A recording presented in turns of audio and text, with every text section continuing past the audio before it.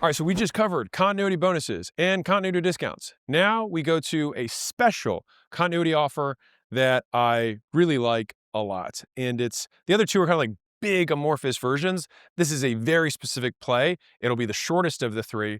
But for many of you people who have services or anything that's on continuity, especially if you're onboarding or some sort of getting clients results quickly, this thing is a beast. All right, so here's how I learned it. So after a long career in business, a friend of mine entered the consulting space with the intention of creating a lifestyle business. So he said, "Hey, I'd just rather make $5 million a year with no employees and then have some big company." And he said, "I don't really lose anyone, so I don't really need to market." And I was like, "That's really interesting." A weird thing to say. I was like, "So I assume like, all right, so you just collect payments up front." Whenever somebody says, "Oh, I don't have any churn," I usually just assume, well, you have no churn if you only have prepayments. He said, "No, I've got mostly payment plans." I was like, "Huh, how do you do that?" He said, "Well, once you hear it, you're going to kick yourself for not doing this all along." I was like, "All right, so what do you do?" He said, "I just say that you can pay $25,000 to start and then go month to month after that for $4,000 a month. Or you can go to $4,000 a month if you commit to the year. So just about everyone takes the year. Then I just have them initial in their contract that they understand that if they exit early, they have to cover a $25,000 onboarding fee. So if someone calls to quit, I just say, oh yeah, no worries, just wire over the onboarding fee and I'll get you canceled right away. And that usually keeps people in it. It also gets people through the emotional ups and downs of business." And I was like, that's pretty sweet. So if you look at this visual here, if you had a $1,000 a month continuity plan, right? You could say, cool, this is 5,000 down, then $1,000 month to month, or I will waive the $5,000 fee and it will be free with a 12-month commitment at $1,000 a month. And you pay that if you want to cancel early. So this is fundamentally a neat cancellation term. Fundamentally, it's what it is. But because we pair it as a price on the front end, it becomes a very strong sales thing too.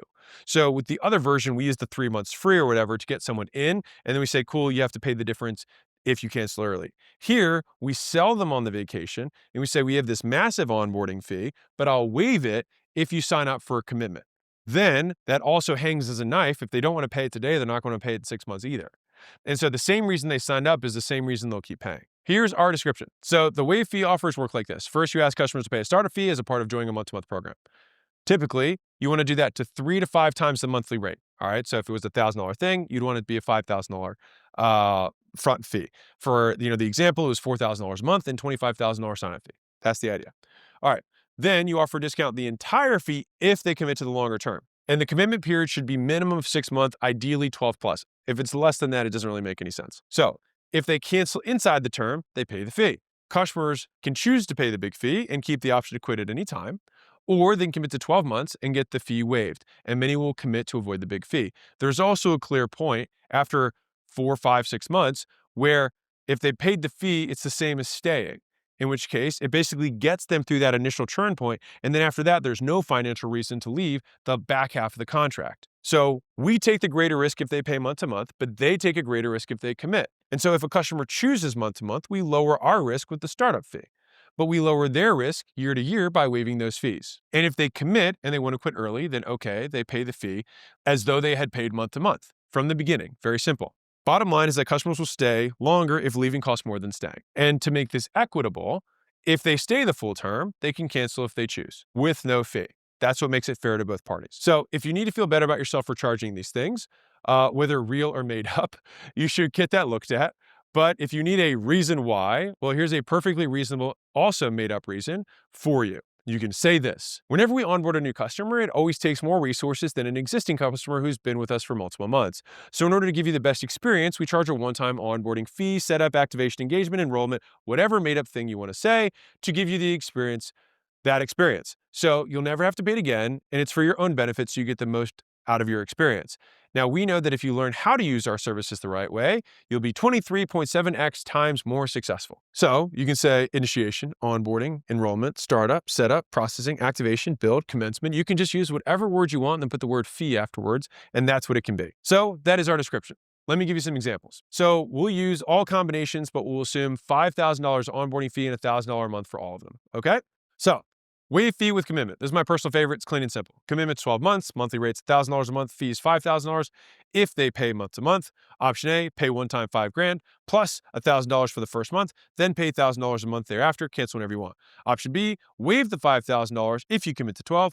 Pay $1,000 per month. Only pay the $5,000 fee if you break your commitment early. Boom. Very simple. Very straightforward. There's the visual. If you want, you can do a different version of this where you keep the month-to-month rate higher.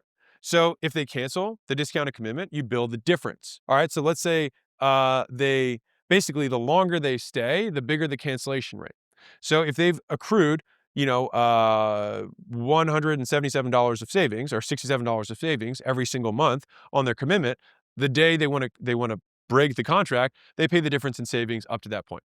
Now let's do some important points. So 4 variables for this method. You've got the commitment length, you've got the commitment rate, you've got the month-to-month rate, and you've got the fee that they're going to waive or not. There are more versions of this beyond the 2 that I shared. You can figure them out on your own. Now, I had an earlier version of this that had like 9 different versions, and my editor was like, you're honestly just going to confuse people, so don't do that. So fundamentally, though, you can mix and match these however you want. You can have the rate difference between the people who commit can be less.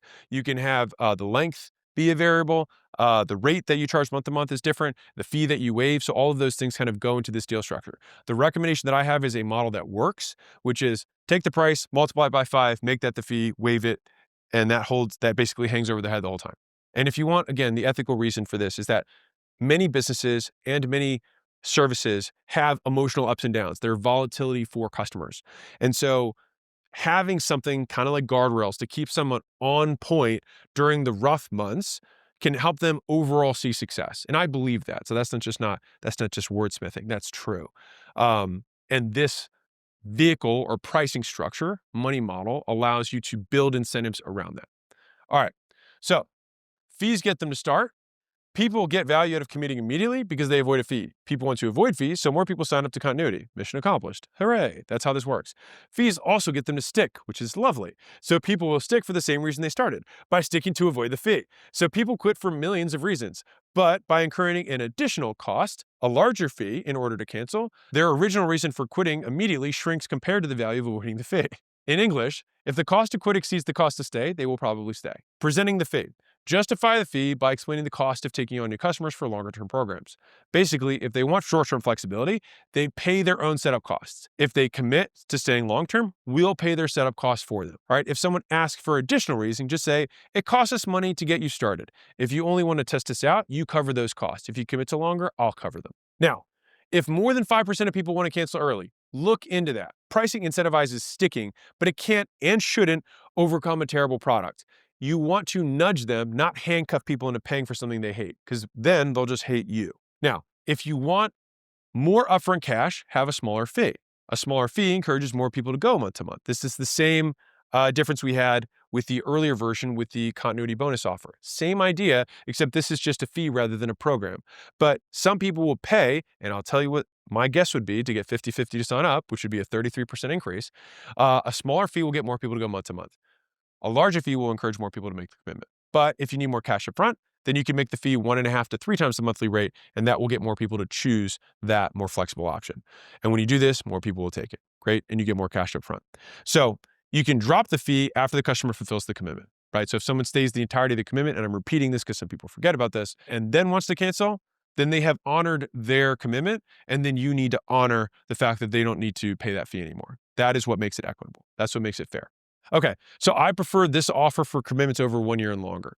All right, so the longer the commitment, the better this works. This works especially well with services that take a long time to work. So think about SEO, investing, weight loss. These are all things that take a long time for someone to really get closer to their goals. It keeps people committed when they get emotional. Cancellation fees for a cause. So this is like a 201 version of this. But if you want to keep customers extra motivated, you can donate the money that they would be paying for a cause that they are against. So you just say, hey, what cause do you absolutely hate? Great. If you cancel early, I will be donating your entire setup fee to them. So this gives them 2 reasons to stay. First, because they don't want to shell out the cash. Second, because they don't want to give it to a cause they hate. Summary. So waived fee offers present a month-to-month option with a fee or a waived fee if they commit. I typically make it 3 to 5 times my monthly rate. At minimum, the commitment length should be a year. The larger your fee, the more buyers will opt for commitment. The smaller fee, the more people will do the month-to-month option, which will give you more cash up front. If the customer meets the commitment, the fee officially goes away. Boom. That is the Waived Fee offer.